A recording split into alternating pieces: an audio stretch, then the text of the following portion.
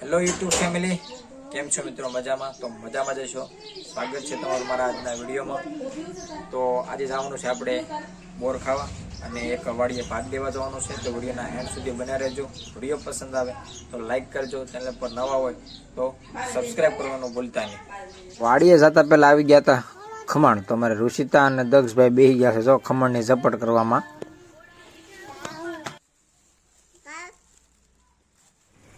તો ખાઈ લીધા છે ખમણ અને ભાગી ગયા છે હવે વાડી તરફ, કેમ કે વાતનું થઈ ગયું તો મોડું ને અમે નીકળી ગયા છીએ બાઇક લઈને ભાત દેવા માટે, કેમ કે વાડિયા હતા દાડિયા. ઘરથી વાડી તરફ જતા હતા ત્યાં વસ્તામાં આવી ગયો કે ગાડીઓ અને અહીંયા પાણી બહુ ભર્યું હોય છે, અહીંયા વળતા આવશે આપણે બોર ખાવા. વાડીની સીમ પૂરી થતાં જ અહીંયા જો ઘેટા બકરા ચરવાવાળા હતા. અત્યારે શું છે, વરસાદનું કંઈ લીલું હોય નહીં એટલે બધા થારુમાં આવી ગયા હતા ઢોર સારવા માટે. તો પૂગી ગયા છે હવે વાડી તરફ, અને વાડી પહેલાં આવશે આ ગેબન શાહ વલી, જ્યાં ગેબન શાહ પેદાદર મંદિર છે. આપણે આ વિડીયો પણ આનો બનાવી નાખેલો છે યુટ્યુબ ચેનલમાં, આપણી જોઈ લેજો. ને અત્યારે અહીંયા ગેબન શાહ બાપાની દરગાહે થોડાક વ્યક્તિ આવેલા હતા અને આપણે પૂગી ગયા છીએ વાડી તરફ. તો ફાઇનલી ગાઈસ પહોંચી ગયા છીએ વાડીએ, અને વાડીએ કામ ચાલુ હતું મોગરા સોંપવાનું. આ 6 દાડિયા આવેલા છે મોગરા સોંપવા માટે, અને અહીંયા મારા પપ્પા આ મોગરામાં પાણી વાળતા જાય છે. આગળ આ બધા મોગરા સોંપતા જાય છે અને પાછળ મૂકી દીધું છે પાણી પાવાનું, એટલે મોગરા ઉગતા છે. જો કઈ રીતે પ્રોસેસ છે એ તમે વિડીયોમાં જુઓ કે મોગરાની 3 લાઈન કરેલી છે મોગરા સોંપવા માટેની, બરોબર.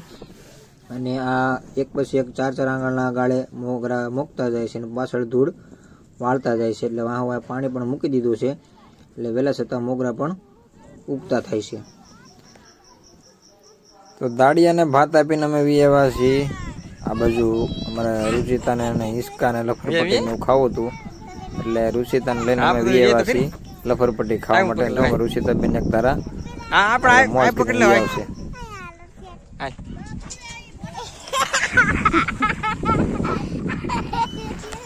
તો અહીંયા સરસ મજાની ગેબન શાહ બાપુની જગ્યા છે, સરસ મજાનું વાતાવરણ છે. અહીંયા ગેબન શાહ દાદાની દરગાહ છે, અને આ છે આજુબાજુનો નજારો. તો અમારે દક્ષભાઈને અને ઋષિતાને બેને અહીંયા રમવામાં મન લાગી ગયું છે. હવે ઘરે જવાનું નામ લેતા નથી. અમે લગભગ 12 વાગ્યાના અહીંયા આવ્યા છીએ અને અત્યારે વાગી ગયો છે 1:30, અને દક્ષભાઈને ભૂખ પણ નથી લાગી અને એક ધારું રમતમાં જીવ સડી ગયો છે. લસરપટ્ટી ખાઈને પછી અમારે દક્ષભાઈને હિંચકા ખાવાતા, તો મેં બેહાડી દીધા ને હિંચકામાં.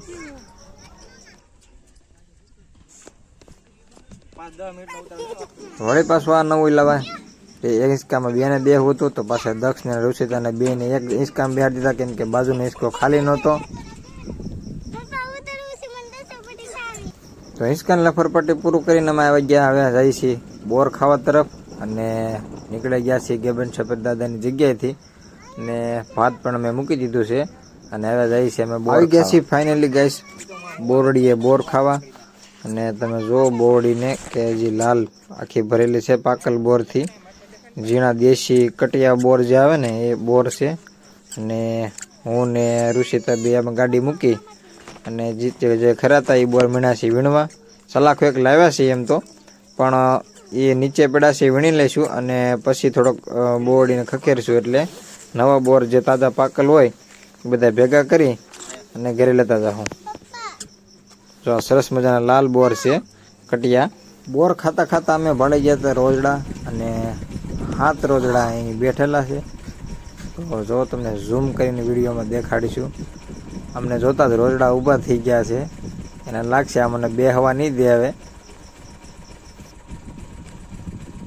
રોજડા જઈને પછી અમે ચાલુ કરી દીધું, અમારે બોર ખેરવાનું કામ હતું એ ચાલુ કરી દીધું. નીચે પાથરી દીધું સલાખો ને ઉપરથી મારી છે પાણા, એટલે પાકલ બોર જે કાંઈ હોય એ ખરતા જાય છે. પાંદડા ને બધું ભેગું થયું છે અત્યારે, પછી ઘરે જઈ અને બધું નોખું કરી નાખ્યું, પછી બોર ખાવા જેવા થશે.